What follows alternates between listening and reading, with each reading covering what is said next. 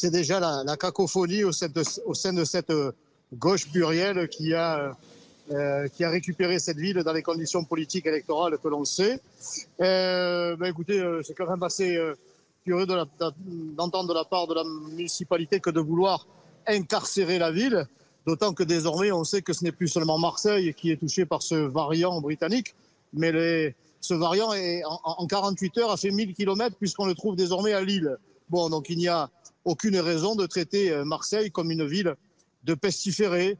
Moi, j'ai l'impression qu'on veut faire payer à Marseille, non pas d'être un mauvais élève, mais d'avoir été un très bon élève il y a quelques mois, lorsque c'était la ville la moins touchée, parce qu'il y avait des dépistages qui étaient réalisés en nombre par un certain professeur Raoult, et qui proposait un traitement qui n'était pas le sien d'ailleurs, qui existait déjà, qui ne coûtait pas grand-chose, et qui était à un certain niveau de la maladie, qui était très efficace. Donc je me demande si c'est pas ça qu'on veut faire payer à Marseille, d'avoir été un très bon élève trop tôt, avec un traitement au coût dérisoire.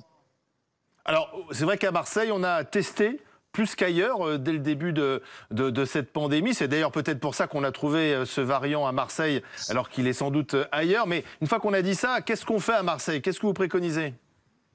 Écoutez, 10 mois après le début de l'épidémie, on manque encore de tout, y compris dans les hôpitaux.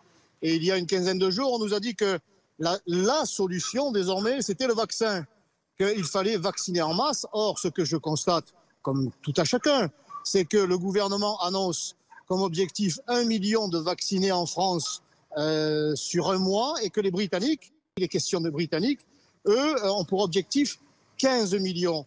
Et qu'à Marseille, il y a seulement 3 jours, nous disposions pour 870 000 habitants de 5 000 doses de vaccins seulement. Donc voilà, la réalité, c'est que le gouvernement veut mettre Marseille en quarantaine, veut incarcérer les Marseillais, car il a une fois de plus pris du retard dans ce qu'il annonçait être la solution miracle pour combattre l'épidémie. Et ça, la vérité. Alors, moi, je ne suis pas un partisan du vaccin, mais je comprends ceux qui veulent se faire vacciner. Eh bien, même là, ils ne peuvent pas avoir accès au vaccin. Alors moi, je dis au gouvernement qu'il faut arrêter de parler, il faut arrêter d'annoncer, il faut qu'il agisse et qu'il mette à la disposition des Français, des Marseillais en particulier, ce vaccin dont ils nous vantent les mérites. Mais si je comprends bien, pas pour vous le vaccin, vous n'irez pas vous faire vacciner alors? Ah non, moi personnellement, je reste fidèle à la ligne de mon mouvement qui laisse le libre choix aux Français. Personnellement, je ne me ferai pas vacciner, mais je comprends tout à fait ceux qui le souhaitent.